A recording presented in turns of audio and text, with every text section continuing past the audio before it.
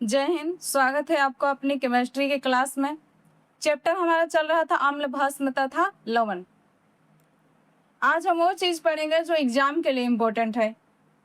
इस टॉपिक से क्वेश्चन आना ही आना है एग्जाम में। तो चलिए हम बिना टाइम गंवाए शुरू करते हैं। आर्हेनियस द्वारा अम्ल एवं भस्म की परिभाषा। ये आपके क्वेश्चन पूछ देता है एग्जाम में कि आर्हेनियस के अकॉर्डिंग अम्ल एवं भस्म की परिभाषा क्या होती है। तो यहाँ देखिए, अम्ल कह रहा है कि अम्ल वह पदार्थ है जो जल में घुलकर हाइड्रोजन आयन प्रदान करता है या देता है।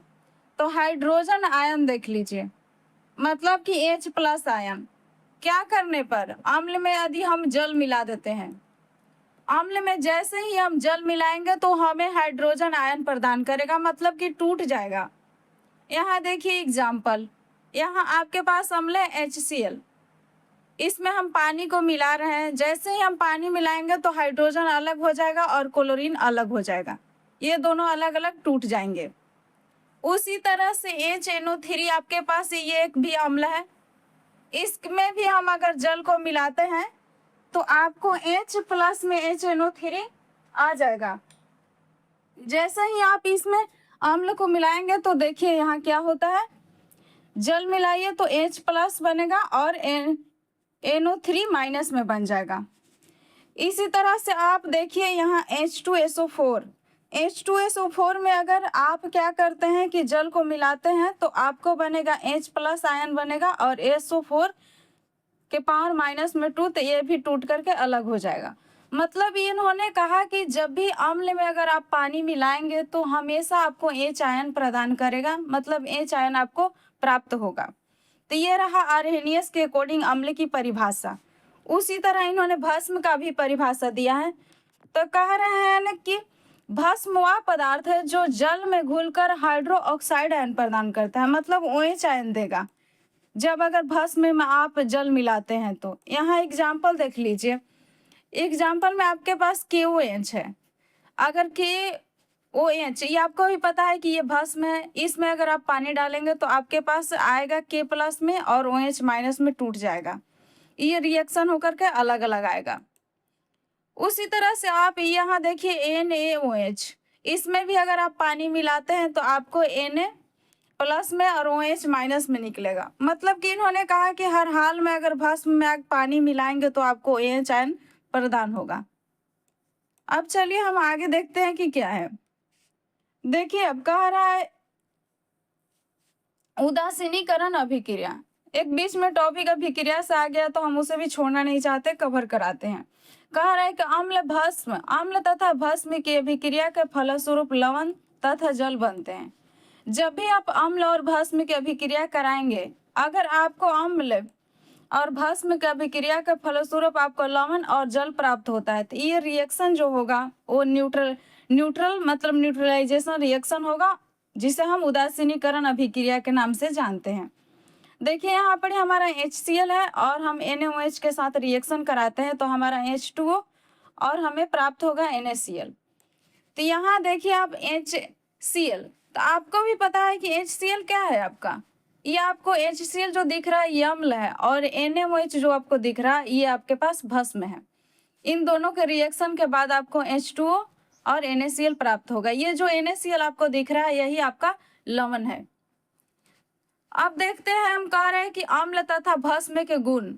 तो अम्ल एवं भस्म के गुण भी आप देख लीजिए कि कौन कौन से गुण होते हैं अम्ल एवं भस्म के अंदर। तो पहला है अम्ल स्वाद में खट्टे होते हैं। तो ये भी आपको भी पता है कि अम्ल स्वाद में खट्टा होता है। तो आप जितने भी खट्टे अम्ल हैं आप यहाँ एक एक करके देख लीजिए कि कौन कौन में कौन से अम्ल पाए जाते हैं।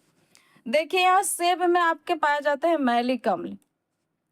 उसी तरह इमली या अंगूर में आप देखेंगे तो आपको मिलेगा यहाँ पर टार्टरिक एसिड, मतलब टार्टरिक अम्ल। इसी तरह से संतरा या नींबू आप देखते हैं जो आपको खाने में टेस्ट करने में खट्टा लगता है, इनमें सिट्रिक एसिड पाया जाता है, सिट्रिक अम्ल।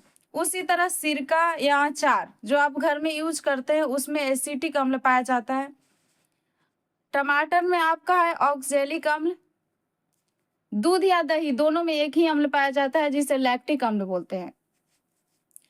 आगे देखिए चिट्टी एवं बिच्छू के डंक में, तो ये होता है मेथेनोइक या फिर फॉर्मिक एसिड।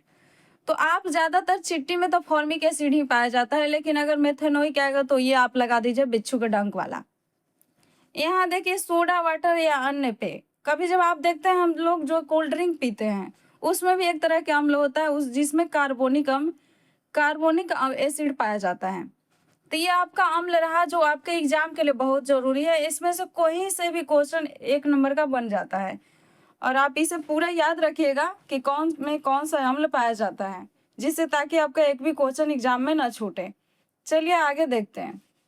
कह रहा है कि विषैला तथा तीव्रनाशक अम्ल, ये है अम्ल का दूसरा गुण, विषैला एवं तीव्रनाशक, ये सेकंड गुण रहा। अब देखिए हमें बहुत सारे अम्ल को आपने देखा होगा कि बहुत ज्यादा कड़वा होते हैं या फिर खतरनाक भी होते हैं। तो हम एक एक करके देखते हैं कि कौन कौन सा हम अपने डेली लाइफ में यूज करते हैं जो बहुत खतरनाक भी होते हैं। पहला है हमारा हाइड्रोक्लोरिक अम्ल। ये आपको पता है कि हमारे पेट के अंदर भी पाया जाता है ये हाइड्रोक्लोरिक अम्ल। अगर एक लिमिट तक हम पेट के अंदर ये यूज हो रहा है, अगर बन रहा है, तब तो हमारे लिए सही होता है। लेकिन ये आवश्यकता से ज़्यादा अगर हाइड्रोक्लोरिक आपके अंदर बन रहा है तो आपका गैस या एसिडिटी जैसी समस्या उत्पन्न होता है, जिसके राहत के लिए आपको भी पता है कि हम बेकिंग सोडा या फिर इनो वगैरह का यूज़ करते हैं। अगर बेकिंग सोडा या अगर इनो हम पीते हैं तो वो क्या करता है, अम्ल को न्यूट्रलाइज कर देता है और हमारी पेट को राहत देता है। तो ये हाइड्रोक्लोरिक अम्ल होता है। देखिए और इसका भी बहुत जगह उपयोग होता है धातु को साफ करने में। जैसे आपके पास कोई धातु का दरवाजा है या फिर कोई मशीन वाली चीजें होती हैं, वहां भी ये साफ करने में यूज होता है हाइड्रोक्लोरिक अम्ल। टॉयलेट क्लीनर, आप हार्पिक वगैरह देखते हैं घर में सफाई के लिए, तो उसमें भी आपका ये आता है, हार्पिक वगैरह में इसका उपयोग होता है हाइड्रोक्लोरिक अम्ल का, जिसे हम टॉयलेट क्लीनर बोल रहे हैं। इसी तरह से आगे हमारा देख लीजिए सल्फ्यूरिक अम्ल। ये बहुत खतरनाक अम्ल है सल्फ्यूरिक अम्ल, जिसका फॉर्मूला होता है H2SO4। ये देखिए कि जितने घर में बैटरी आपको दिखाई देती है, बड़ी बड़ी बैटरियां, चाहे वो मतलब डीजे वाला के पास हो या कहीं भी बैटरी हो या फिर घर में आप रखते हैं यूपीएस के रूप में बहुत सारी, तो ये बैटरी में भी यूज होती है या फिर उर्वरक बनाने में भी सल्फ्यूरिक अम्ल का यूज होता है। उसी तरह से नाइट्रिक अम्ल HNO3, इसका भी उपयोग होता है विस्फोटक के रूप में। कीटनाशक आप देखते हैं जो आप पौधा में डालते हैं, धान गेहूं ये सब में, उसमें भी उपयोग होता है, और उर्वरक में जो आपको यूरिया डाई ये सब में। इसी तरह से आपका आगे है कार्बोलिक अम्ल, जिसे फिनॉल के नाम से जानते हैं। ये तो बहुत खतरनाक है फिनॉल, जिसे हम कीटनाशक के रूप में ही यूज करते हैं, मतलब कीटों को मारने के लिए छिड़कते हैं। बहुत जगह पे आपने देखा होगा कीटनाशक हम छिड़कते हैं ताकि यहाँ कीट ना उत्पन्न हो, या कहीं पानी जमा हो जाता है तो वहां पर भी ये फिनॉल का यूज किया जाता है ताकि वहाँ कीड़े मकोड़े ना हो और मर जाएं, जिससे गंदगी ना फैले और स्वास्थ्य पे गलत असर न पड़े। इसी तरह से आप देख लीजिए हाइड्रोफ्लोरिक अम्ल। ये आपका हाइड्रोफ्लोरिक अम्ल है जो इसे HF के नाम से जानते हैं। तो ये देख लीजिए आप कहाँ उपयोग करेंगे, तो कांच साफ करने में। बड़ी बड़ी इंडस्ट्री भी आप देखते होंगे या लैब में बहुत सारी चीजें कांच की बनी होती है, जिसको साफ करने के लिए यही अम्ल का प्रयोग किया जाता है। हाइड्रोफ्लोरिक अम्ल कांच साफ करने या इंडस्ट्री में इसका उपयोग होता है। इसी तरह से आपका है एसिटिक अम्ल, जिसका फॉर्मूला होता है CH3COOH। ये तो आपका डेली लाइफ में यूज करते हैं, जिसे अचार में सिरका डालते हैं या फिर खाद्य पदार्थ में इसका उपयोग किया जाता है। यही था आपका खतरनाक अम्ल जो आप डेली लाइफ में यूज करते रहते हैं, लेकिन ये बहुत खतरनाक एवं जहरीला होता है, इसे सावधानी से उपयोग करना होता है हमें। अब आगे देख लीजिए तीसरा अम्ल का उपयोग में कौन सा है। तीसरा में देख लीजिए, कह रहे अम्ल तथा भस्म द्वारा रंजक के रंग में परिवर्तन सूचक। सबसे पहले आप सूचक समझ लीजिए कि सूचक क्या होता है। कह रहा वैसे रंजक जिनका अम्ल तथा भस्म द्वारा रंग परिवर्तन होता है उसे सूचक कहते हैं। सिंपल सी बात है कि अगर हमारे पास कोई चीज है जो रंग बदलता हो, अम्ल में डालेंगे तो अलग रंग दिखाई देगा और अगर भस्म में हम डालेंगे तो उसका रंग अलग दिखाई देगा। तो यही होता है आपका सूचक जो कलर बदल दे अम्ल और भस्म में जाने पर। तो हम सबसे ज़्यादा ये प्रयोगशाला में लिटमस का यूज करते हैं। तो हम जान जाते हैं कि लिटमस को कहाँ से लिया गया है, आप इसके बारे में जान लीजिए। यह थैलोफाइटा वर्ग के लाइकेन पौधा, देखिए आपके पास है लाइकेन, निकाला गया गुलाबी रंग का। रंग इसका कैसा होता है? गुलाबी। गुलाबी रंग का उदासीन अर्क होता है। और आप सूचक के रूप में रख सकते हैं इसको लाल गोभी पत्ता का, फिर हल्दी का। हल्दी तो सबसे ज़्यादा हम लोग यूज करते हैं, इससे ज़्यादा समझ में आता है।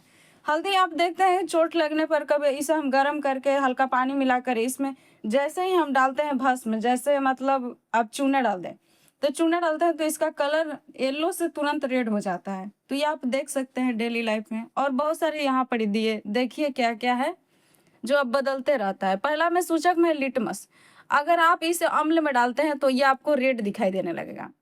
जैसे ही आप इसको लाल ये हो गया, ऐसे अब इस पे क्षार डालिएगा जिसे भस्म कहते हैं, तो ये आपका नीला हो जाएगा, कलर बदल देगा। लाल गोभी पत्ता का रस ये लाल ही रहेगा, अम्ल में डालेंगे तो लाल रहेगा, लेकिन जैसे इसमें भस्म डालिएगा जिसे क्षार बोलते हैं तो ये हरा हो जाएगा। कह रहे हल्दी, हल्दी अगर अम्ल मिलाएंगे हल्दी में तो कोई बदलाव नहीं होगा, लेकिन जैसे आप क्षार इसमें डालिएगा तो ये लाल रूप में बदल जाएगा, कलर इसका लाल हो जाएगा। उसी तरह से यहाँ देख लीजिए हाइड्रेंजिया का फूल का रस, तो ये नीला हो जाएगा अगर अम्ल डालेंगे तो, और इसमें अगर डालेंगे आप क्षार तो ये हो जाएगा गुलाबी। इसी तरह से फिनोथैफ्लिन है, ये रंगहीन होता है, कोई रंग नहीं आएगा अगर आप इसमें अम्ल डालेंगे तो, और अगर क्षार डालेंगे तो गुलाबी हो जाएगा। मिथिल ऑरेंज, ये भी आपका लाल हो जाएगा अम्ल में, लेकिन क्षार में पीला हो जाएगा। इसी तरह से बहुत सारा है। प्याज के रस में तीक्ष्ण गंध, अगर इसमें क्षार डालिएगा तो गंध ही गायब हो जाएगा, कोई गंध नहीं रहेगा। वेनिला का हम उपयोग करते हैं। बहुत सारा रंजक होता है जो हम प्रयोग के लिए अपना रखते हैं, जिससे अम्ल और क्षार का टेस्ट आसानी से किया जा सकता है। तो thank you so much watching this video. I hope कि अगर वीडियो आपको पसंद आए तो लाइक शेयर और चैनल को सब्सक्राइब करना मत भूलिएगा।